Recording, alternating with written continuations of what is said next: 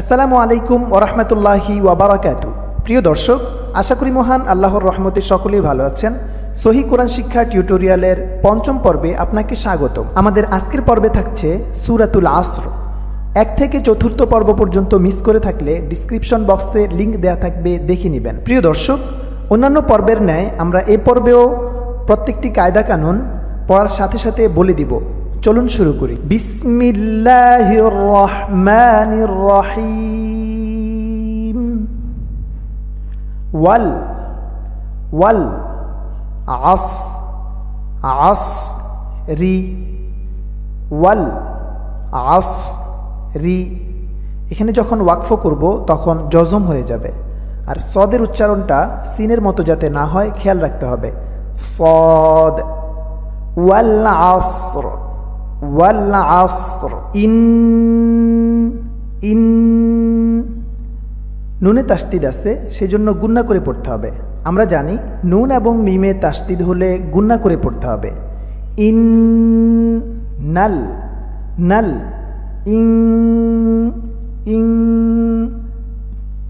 প্রিয় দর্শক, আমরা জানি নুন সাকিন এবং তানভিনের পরে যদি ইখফার হরফ আসে তাহলে সেখানে গুন্না করে পড়তে হবে। ইখফার হরফ 15টি। এখানে দেখুন, ইখফার হরফ 15টি। নুন সাকিন এবং তানভিনের পরে যদি ইখফার হরফ আসে সেখানে গুন্না করে পড়তে হবে। আমরা দেখেছি নুন সাকিনের পরে সিন আছে, সুতরাং এখানে গুন্না করে পড়তে হবে।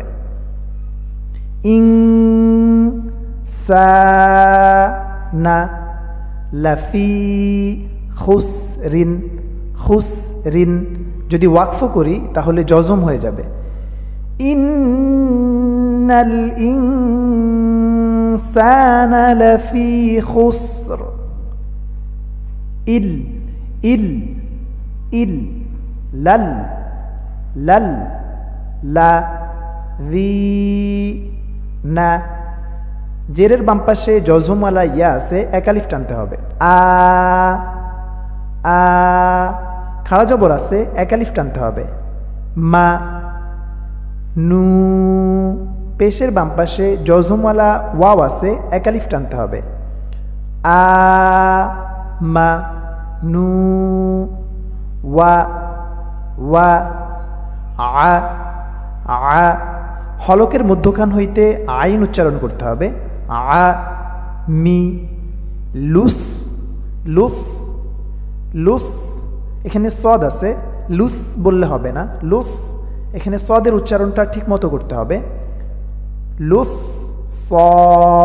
সদের উপরে খাড়া জবর আছে, এক আলিফ টানতে হবে। লি হা হা খাড়া জবর আছে, এক আলিফ টানতে হবে। আর হায়ের মাখরাজ হলো হলকের মধ্যখান। হা হা হা তি ওয়া তা ওয়া। জবর আছে, জবরের বাম পাশে খালি আলিফ আছে, সুতরাং এক আলিফ টানতে হবে। সৌ সৌ বিল বিল হাক ই হাক ই। তাসদিদওয়ালা হরফ 2বার উচ্চারণ হয়।